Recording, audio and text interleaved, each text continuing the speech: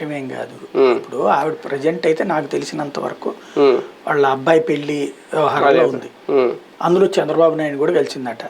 చంద్రబాబు నాయుడు కూడా కలిసి ఇది ఇచ్చొచ్చింది. కేకులకు పంపించడం కూడా ప్రతిసారి అందరికి పంపిస్తట. సీఎం రమేష్ కూడా పంపించిందట అది. కాబట్టి అది ఒక ఆవిడ ఫెనామినా.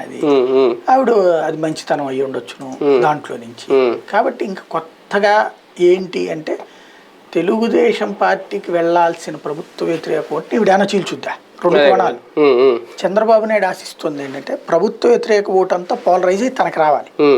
కానీ hard core YSR Congress party కార్యకర్తలు ఓటర్లు తనకి సచిన హార్డ్ కోర్ వాళ్ళని ఇటు షర్మిల వైపు కొంత మళ్లించి తద్వారా ఇప్పుడు యాంటీ ఇన్కంబెన్సీ అంత పోలరైజ్ అవ్వాలి, ప్రో గవర్నమెంట్ ఉన్నటువంటి ఓట్లు డివైడ్ చేయాలి.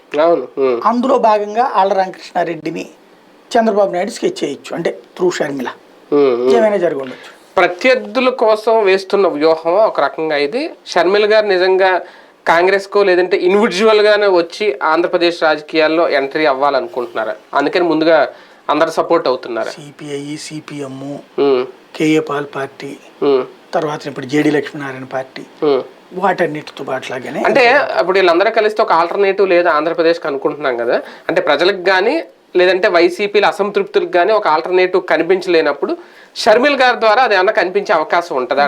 అంటే తెలంగాణలో కనిపించాలి కదా. తెలంగాణలో ఇంకా అన్నలేడు. అన్నలేనప్పుడు మొత్తం ఆల్టర్నేటివ్ అవే కనిపించాలి. అంటే అక్కడతో పోలిస్తే